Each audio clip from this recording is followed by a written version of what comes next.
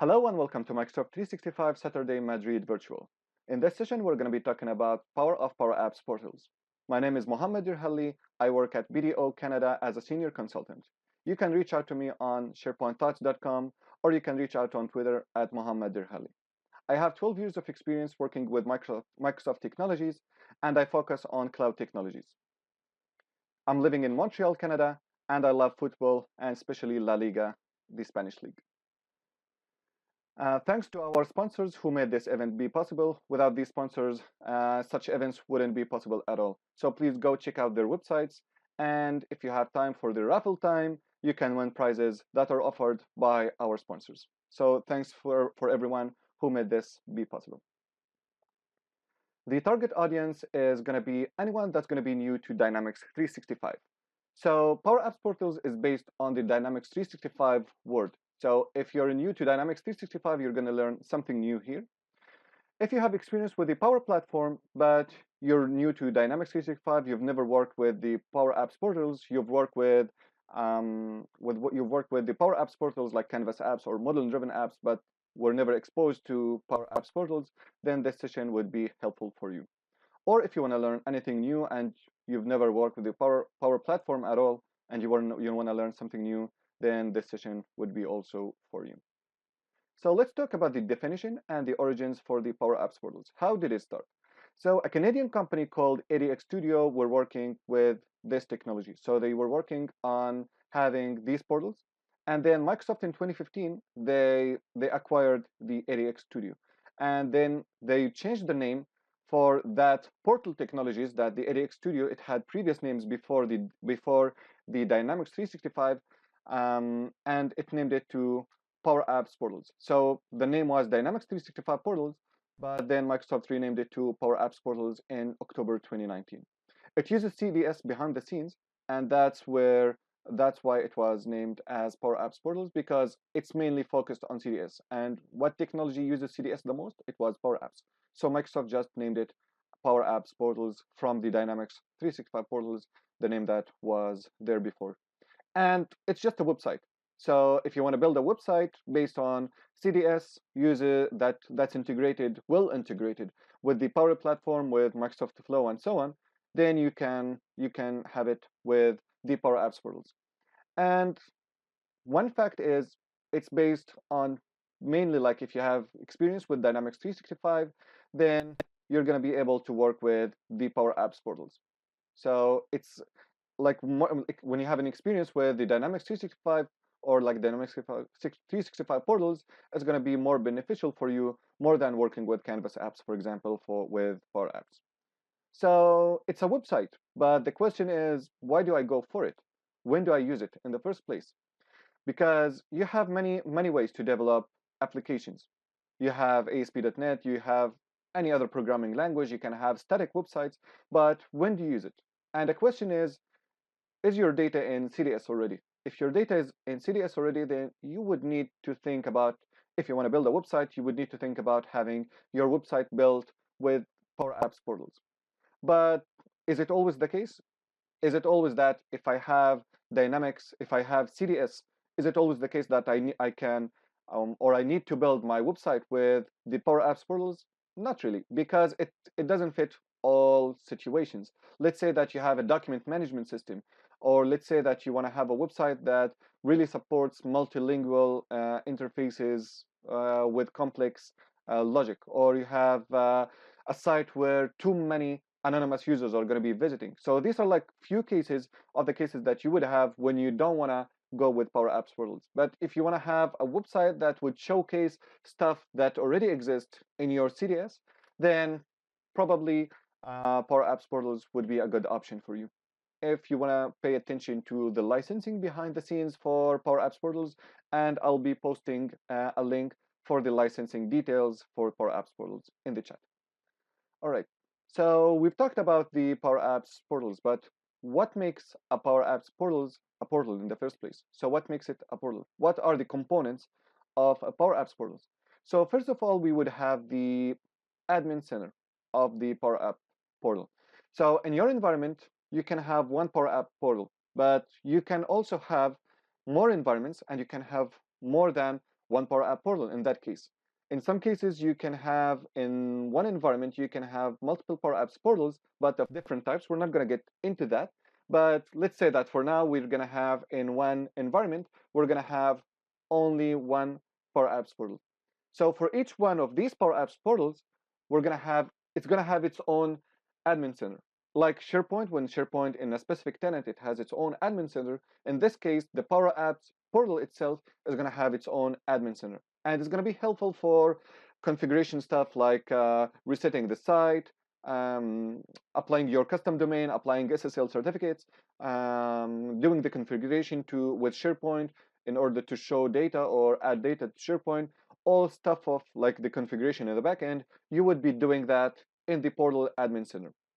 Next, we would have the Azure Web App. So each Power Apps portal in the backend is going to be deployed as an Azure website. And if you go to your Azure environment in the backend, if you go to the app registrations in Azure, you're going to see that there is an app registration, an application registered for that exact Power Apps portal. And there is a website in Azure that's going to be the actual website for your Power Apps. So you can access the Power Apps from when you go to Power Apps in Office 365, but the site itself exists in Azure.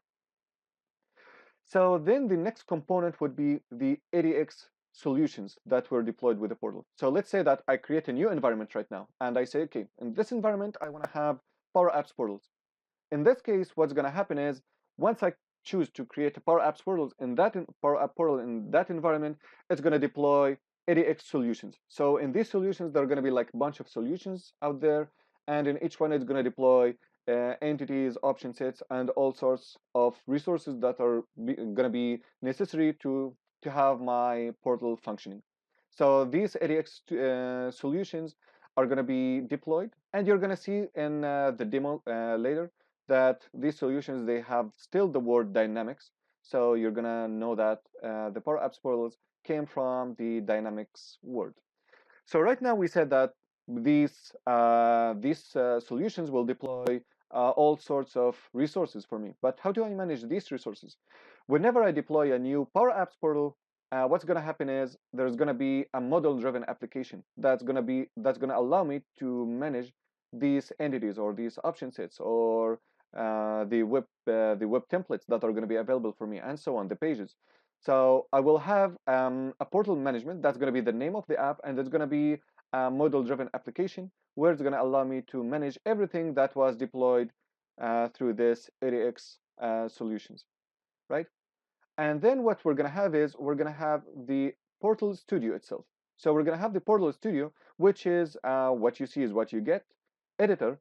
And in this portal is like when you use WordPress, for example, or just like with SharePoint pages, you edit a page, you add like a web part, you do some edits there, and then you save. It's going to be something like that. So you do your edits, you save, and then you go to the website and see what happens. But there is one missing piece right here.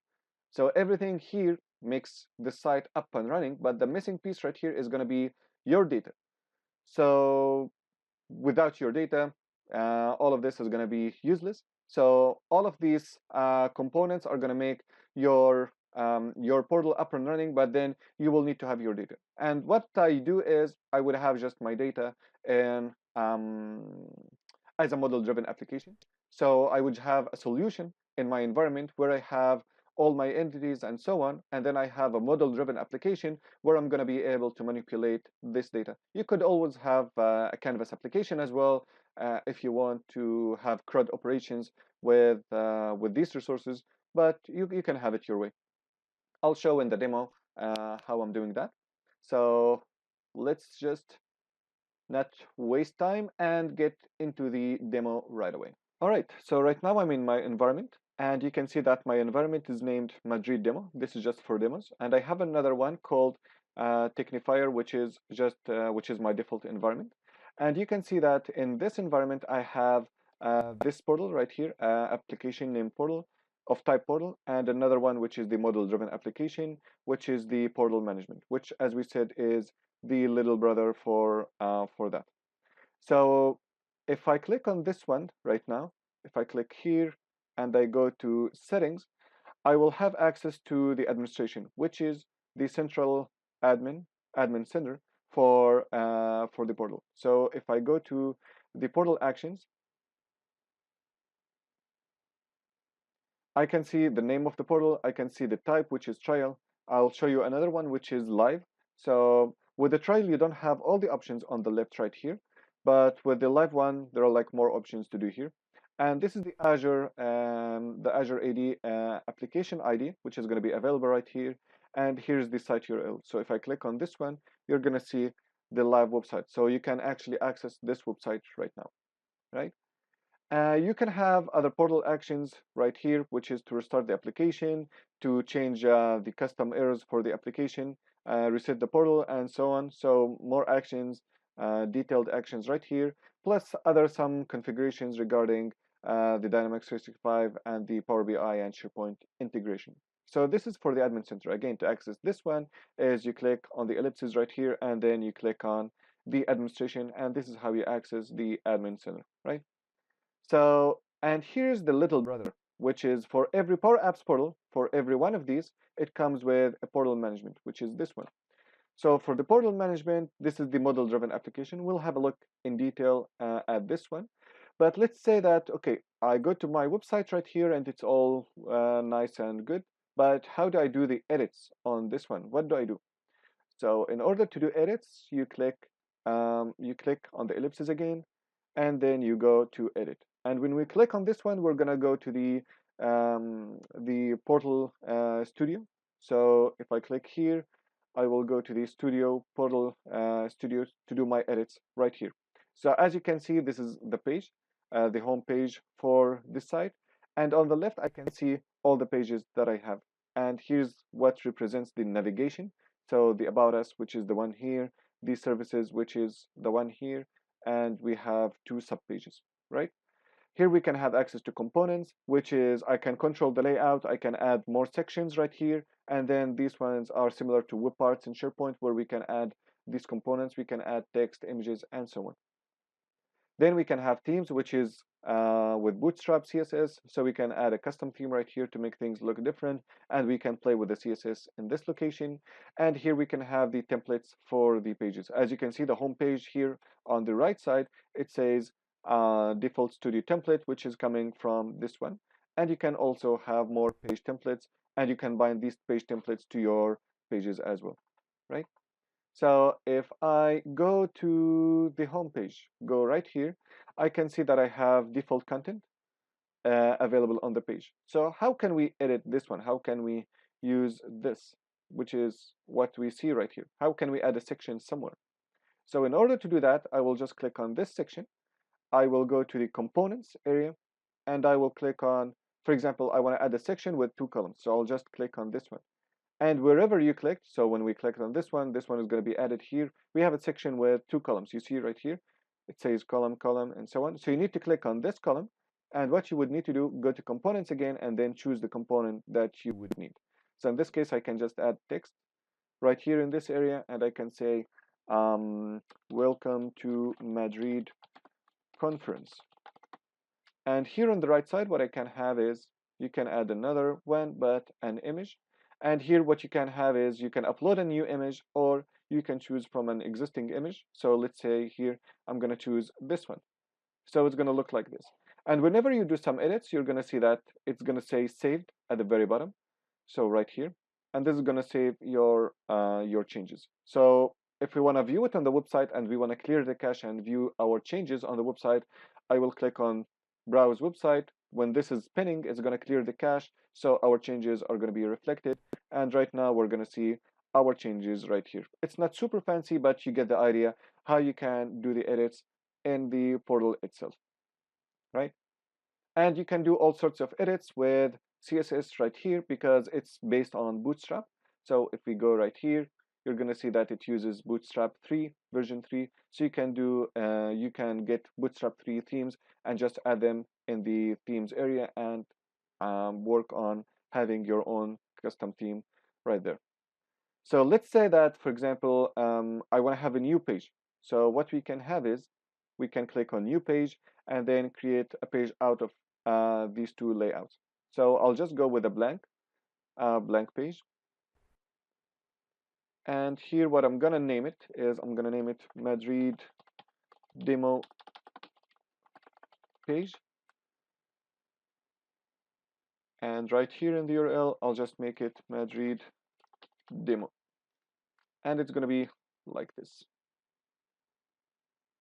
Now it's just saving my changes for the names. And I have the column. So this is the section. So I need to add a component again. And here's the component and welcome to Madrid demo page. And you know by now what to do. Wait for this one to say save and you click on browse website. So when we click on browse website, we're gonna go to that exact page and there it is. So let's say right now that if I click on this one, on this column, you see here when it says saved, it says here source editor. So if we open this source code editor, I'm going to be able to see this exact code that's there. So here I can just play with the HTML, add classes, do all sorts of things, and also work with my CSS in the backend to make things look nice. So it's not just for just like a UI where you can do stuff. If you know HTML, you can also dig into the code that's right there, right? So this is it. Let's get back to the slides and take it from there. All right. So for the authentication, how people are going to get authenticated to the PowerApps portals? By default, it's a website, so people are going to access that uh, anonymously. So you wouldn't have you can enable anonymous access or you can disable it. But this is like this is one option that you can have is just to open it for people. Another option is going to be the local authentication. So with local authentication, that means the people can register on your website. They can create their own usernames and passwords, and these are going to be stored with your contact entity in CDS. So the usernames and passwords are going to be stored in your environment. So that's the second option. So first option, which is just to open it completely for anonymous people. The second option, which is to use local authentication, where the credentials are going to be stored in CDS. The third option, which is going to be Azure AD. So if people log into their Office 365 environment and you want them to be able to log into your portal, you can use their credentials, not their credentials, but you can use their accounts in order to log into your to your portal. And the fourth option is to use Facebook and Twitter in order to log into your environment. And what you need to note is that you can always map all of these, like you can map the Azure AD, map the Facebook and Twitter. You can have a Twitter account, Facebook, Azure AD, and all of them are going to be mapped to one contact entity. So later, if you want to log in with your Azure AD account, you can just log in with that. If you want to log in with Facebook, you can log in with that. Later, if you say, okay, you know what, I'm just going to remove my Facebook and then be able to log in with Twitter, everything is going to be mapped to a backend contact entity in the backend, right? So this is what we're mentioning here, that every user needs a contact record. Even like if you have Azure AD, users will still need to have these contact records. All right, so more on security. Well, the first thing about security is the contacts. As we said, all the information about the users are going to be stored in that contact entity. And then we would have the web roles. The web roles, let's think about the web roles as in SharePoint when we talk about the permission levels. So we prepare permission level, we assign it the required permissions, and then we assign it to a specific group or a specific user. Same thing with web role. We prepare it, we assign it the required permissions, then we assign it to a specific user. Let's say, for example, like in a university where we have a student role, a teacher role, an admission team role, and so on. So each one of these will have a specific set of permissions. Then we're going to be able to assign these permissions to different users. One of these permissions is a group of permissions related to the website access permissions. There are some things in PowerApps Portals, things like web link sets or content snippets, for example, where reusable text that's going to be reused across the website. So things like that. Do you need these users to have access to edit those snippets? Do you need users to be able to edit things called as markers, which are like durable links, I would say? Do you need like users to be able to do edits like that? If that's the case, then you can provide them edit access to the website access permissions. Another thing would be like entity permissions. For example, like in the case of the students, teachers, and so on, do I need to allow students to have edit access to courses, or is it just going to be the teachers? In that case, it's going to be just teachers. Students are going to be able to read that to as read only. That's another case where you can have entity permissions. And another thing is the web page access control rules.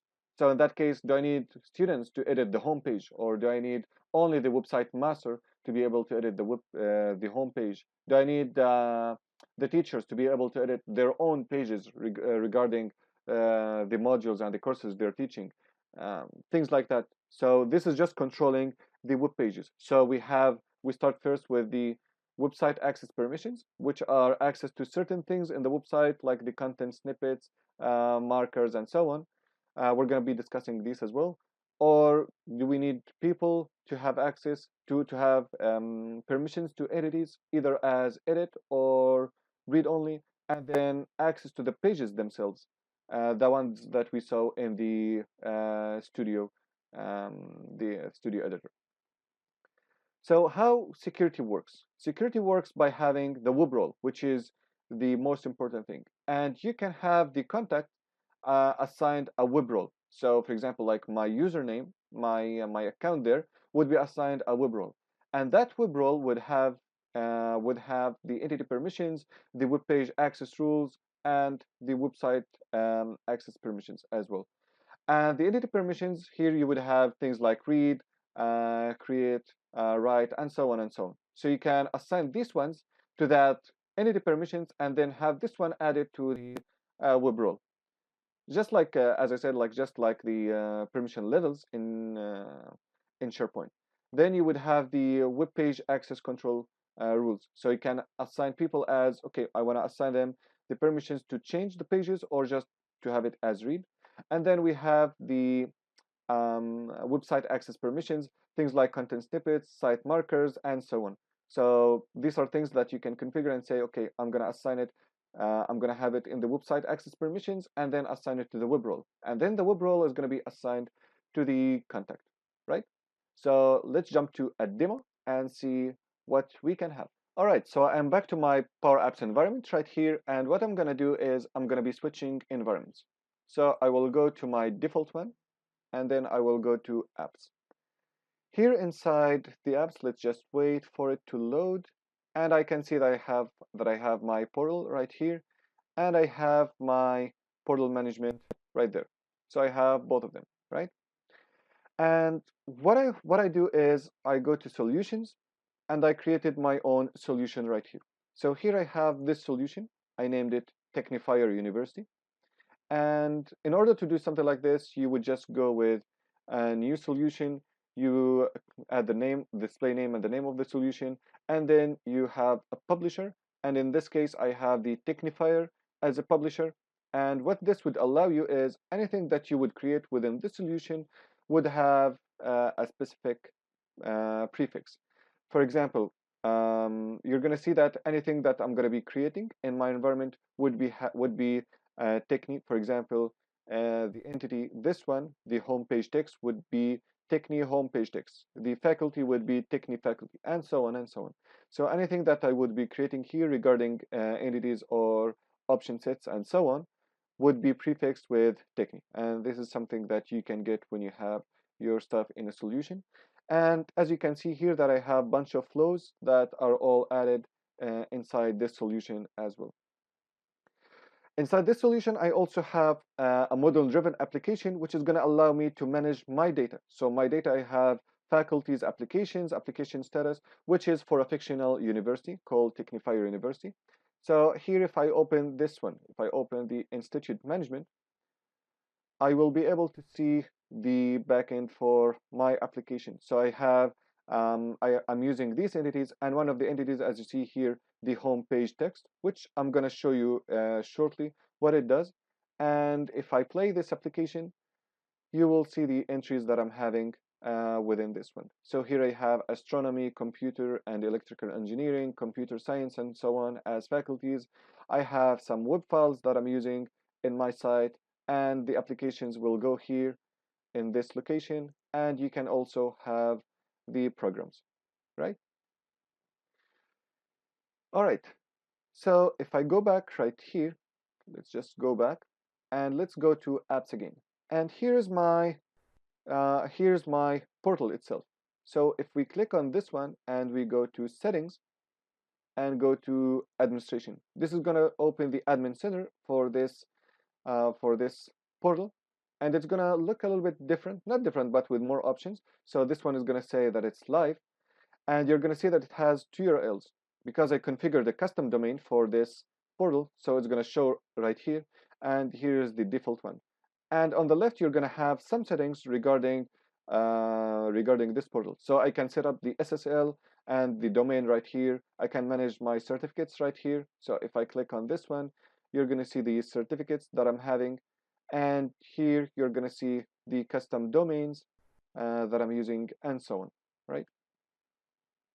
So it's going to be right there. Now, if I go back to portal details, we can continue, and here, like, you can have the website record, and this is gonna show up in the site settings that we're gonna check out shortly in the portal management itself. So if I go back right here, I have the portal management. I'll get to this one shortly, but if I click on this one, edit the website itself, just like what we did with the demo Madrid demo site. I'll just click here, edit, and here I'm going to be able to see the homepage for my website. It's going to load, and here is the homepage for my website. And if I click on this one through my admin center, I will be able to see the live homepage for the website. As you can see, it has some sections, some images, and so on. And here's just some sample how you can do stuff with jQuery, and it's pulling data from the backend CDS. And people can just go here to schools, and they can choose a school from the list of faculties that I have in the backend. For example, like let's say I go to computer science, it's going to show me some details about that faculty right here. And if I check the programs, I will see the master programs and the PhD programs, and everything here is picked up from CDS in the backend. And I'll show you how you can do that with a language called Liquid, specific for getting the data from the backend in CDS. So let's say that I'm interested in this one, in computer science, Master of Computer Science. This information is going to be available as well in CDS.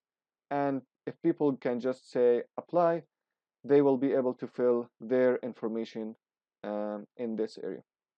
So let's just wait a little bit. All right, so the page opened, and here I'll just say, okay, this is going to be Laura, and here we'll use the last name, and I just wanted to reach to my email, so I'll show you the email that's going to be retrieved, or like the email confirmation that's going to be sent to this user. So here I can also have CAPTCHA on the form, and on the submission, it will tell the user that it's a success, right? All right. So what's going to happen right now is in Microsoft Teams, what you're going to be able to have is something like this. So in Microsoft Teams, I got an email. I got like an action message right here that says, hey, there's this new application. Laura sent this, and here's the information that was submitted. So let's say that I have the admission team right here. They're going to be able to get that. And I'm doing that in the backend through Microsoft Flow. And they're going to be able to open the application, view application, and it's going to look like this. They're going to be able to see the application for the current user. Now in Laura's email, we're going to see that it's going to be like that. She's going to receive an email as a confirmation of her registration. So if we go back to our environment right here, and then I open our application, I'm going to be able to see Laura's application submitted right there.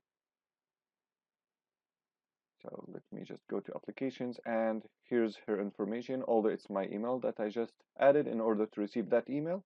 And if I click on that, I will be able to see that all of her information is going to be available right here, and I'm going to be able to choose to change the status for her. So if I hit on approve and hit save, she's going to be able to receive another email, and all of this is happening with the Microsoft Flow, the Power Automate flows in the backend that are connected to CDS, and this is just like basic Flow and Power Apps model-driven applications stuff right here. So let's go back to our portal, which is we had right here. So this one, I showed you that on the website itself. If we go back to the home page on the website, there's this text, and where's this coming from? So this is coming from, if I go back right here, and then I click on this, I go to portal, and right here, here's the text that I have. So I have auto type text, and this is everything that's done here. And you're going to be able to see this if you click on this area, and I click right here. Let's just wait for it. You're going to be able to see the code that I have here. And this is going to be like a mix of HTML plus web templates that I would be adding here. And this code, I'll show you the web template for that when we discuss the liquid code. So let's get back to the slides and discuss liquid and customizations for the PowerApps portals. So can we customize it? And the answer is yes. And to do that, you can use Bootstrap. As we saw in the CSS files, we can use Bootstrap to do the customizations. We can use jQuery because it's all basic JavaScript stuff, and jQuery is already referenced there, so we can utilize that. And we can use Liquid, which is a templating language that we can use in order um, to do all sorts of templates um, that are going to be, if you remember that page where we had the programs like computer science and so on, or to render anything on the page, we can just write the HTML once and then use Liquid to render our stuff. So what is Liquid? Liquid is a templating language, and it was originally created by Shopify, and then Microsoft took that and then made a flavor out of it specific to Microsoft. So it's easy like to understand, to be honest. Like if you could understand the formulas in the Power Apps Canvas applications, and you have a decent amount of decent knowledge of programming languages, if conditions, loops, things like that, then it should be easy for you to pick up. And it's based on the idea of create something once, and then you're going to be able to use it as many times as you want using web templates. Web templates for me is the heart of Power Apps Portals customizations. So web templates is just anywhere you want to write, you can write HTML, then that's going to be a location where you can write web templates. So web templates is just like this location where you can just contact CDS through Liquid and fetch XML, which is also a query language that you can use. So you can just write web templates, put it anywhere where you can have HTML and let it render. Just like the page that I just showed earlier, where I have these 3 boxes, you just write the code for the boxes once, and then make it contact the backend CDS, use Liquid for that, do the loop, and then render boxes as many programs as you have. And the nice thing about it is you don't have to actually compile or do anything. You just write it, save the page, and it's gonna just execute right away. So you don't need to do compilation or build or things like that. And it's available, like the language itself, the reference for the language is available at this URL. So basically this language, how it works is, if you're familiar with handlebars for programming with JavaScript, or like the syntax for the mustache libraries, like if you're using Angular, for example, it's similar to it. So basically, to render any variable, then you would use double curly braces like this. So for example, if you have a variable where you have the name of a student, then you can just do something like this, have the student name between these double curly braces. And then you can access the attributes or properties for objects. For example, if I have a product, I can access the product name just like this. Next, we have the logic and tags. For example, if I want to have I can have if condition. For example, I can have if the item count, which is a property like what we discussed here. So I can have the property, which is the item count. If it's greater than 0, then just render this in HTML. As I said, like the liquid, it's just embedded within the HTML. So it's really powerful. You can have this logic of liquid along with your existing HTML code. Else, then you're going to be able to render this paragraph tag. And this is the end of it. So here you have the else. This is the true condition, and this is the truthy, and this is the falsy part of the end if condition. Then we would have the operators. So as we did the comparisons, we can have these operators to do comparisons. We can have loops. So it's like for each image in product.images, and I want to do this. So this is basically how I am rendering things. And you have the filters, which is like the pipes. For example, like in this case, is I want to show the article published date, but I want to show it in a specific format. So you can get back to the documentation about of the liquid. I'm gonna have a link to it in the chat. But you can basically pass this published at, and then you can format it in a specific way using the filters, right?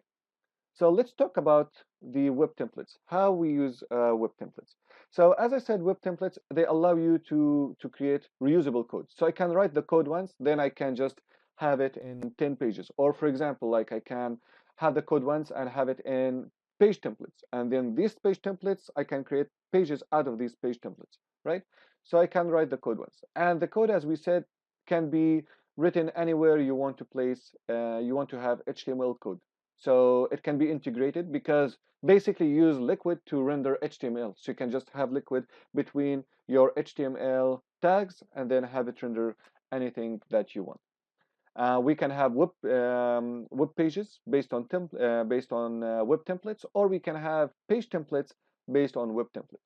So I can have the web template itself, the whole HTML stored as a web template, render it in a page template, and then create pages out of this page template. So the page template itself is actually a web template. We can do it like that. And we can utilize many of the liquid objects like site markers, web link sets, and these are the objects that we discussed earlier in this session. Is you can give people access to create site markers or web link sets, things that you can use in navigation and so on. So you can actually utilize these and get reference to these ones from your web templates. As I said, you can do all sorts of crazy things with web templates. For me, it's the core of the customizations in PowerApps Portals. If you know how to use web templates, you can even create a web template that acts as a web service. So you can just request in the URL in jQuery. You can make an AJAX request to a specific URL, and that URL is being run by a web template. That web template makes a request to a backend CDS, gets the data, and returns JSON to you. And this is how I'm doing that text on my homepage that keeps changing. I have this URL that I'm just requesting in my jQuery code, and that URL, when I request that, I have this web template that just goes and grabs the data from the backend CDS entity and then brings it back to my website. And let me show you how that is done in this demo. So back to my environment, and here I'm gonna show you something. So if I click on this section right here, and then I click on this tag, so on this icon right here, and I'm gonna be able to see my HTML for my section and for my page. But if I scroll all the way down right here, you see what I'm adding right here. I'm adding include Techni main typewriter. And this is the name of my web template that I'm including on the page. So let's see what this actually does. If I go back to my Power Apps right here, make.powerapps.com, and here I see my portal, and I can also see my portal management, which is the model-driven application that I would be using to manage the portal itself. So let's click on this one and see what we can have right here. So I can see that I have my main website right here. I can have page templates. So let's say that I want to create a new page template. You can create a new page template from here, one that says rewrite, but you can see that I can have the page template out of a web template. And if I click on web templates right here, remember that what was the name?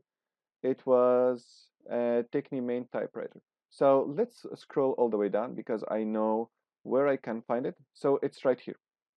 So Techni main typewriter. This is the one that I'm including on that page. So if I go inside this one, I can see that this template, when it's added on the page, it's gonna actually add a script tag.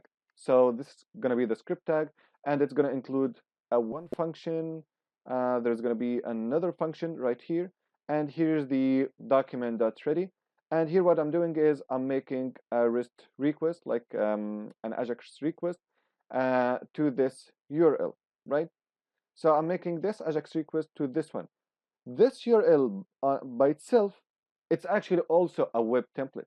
So actually here I have web template code that's gonna go and contact that backend CDS entity, and it's gonna get all the information from that. So if I go back to this one, so here like we're getting the values for all the text that we have for the home page from that exact entity. And if you remember that entity, it was, let's go right here. So here's the entity that we have, this one, auto type text. This is the one that I'm getting all the information from. Let's get back here and let's check this one. So homepage text JSON, I'll go to web templates. And if I scroll down, I'm gonna find it right here, JSON homepage text. So if I open this one, I'm gonna find a code that looks like this, which is my um, my liquid code. So here basically there's fetch XML, which is a query language to query the CDS, and I'm declaring it. I'm declaring the array that I'm gonna get as text, and basically what I'm saying is go get that entity by its internal name. So how do we get this internal name? Is if we go back again right here, not right here. Let's go here and let's go to solutions. Remember that all my data exists in my own solution. So I will go to Technifier University, which is my solution, and let's just wait. And it's gonna be so Techni homepage text. This is the internal name that you will need to use. Let's all just open this one, and here we're gonna see the fields that we're gonna have inside this entity, and there they are. So I can just switch and say I want to view my custom fields, and I'm gonna see my custom fields right here. So here I want to get the technique name and the order. And as you can see here, we declared the array that we're gonna get as text. So here I'm having an if condition. After all of this fetch XML is done, I'm just doing an if condition. If this text results, the number of the results is more than 0, then I want to loop through these. So for each text in the text results entities, for each one of these, I want to render something that looks like this, which is I want to render the body of the JSON itself that's going to be returned back to my Ajax code in that Ajax request that I just made. And I want to return the name, I want to return the order, and here what I have is I have this expression, which is unless I'm the last, like I'm in the last loop in my for loop right here, unless I'm in the last one, then keep adding this comma right here, which means expect another entry to be added. Otherwise, just close it like this right away, right? And this is always coming back to my jQuery code that I have, and it's just JavaScript code from that point onwards. So it will just query the div that exists right here, and will just add that moving text in this area. So this is how you can use the web templates. Another way that you can use the web templates, and let me show you, is if I go, for example, let's go to let's go to schools. So if I go to schools right here, and if you see right here, I have it named as liquid. So I don't need to have liquid in a web template sitting in the backend. I can just, if I click on this one and click right here, and you're going to see that I'm having the liquid code inside HTML. So I'm using liquid in different ways. I'm using liquid within the page itself.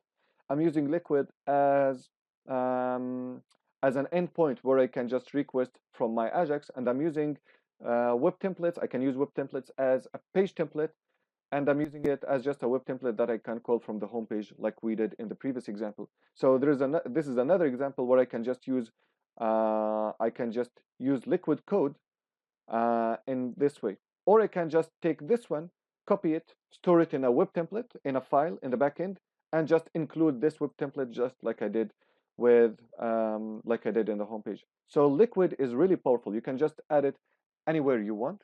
And when combining that with web templates, look like Liquid with web templates, it's going to be a super powerful formula you have right there.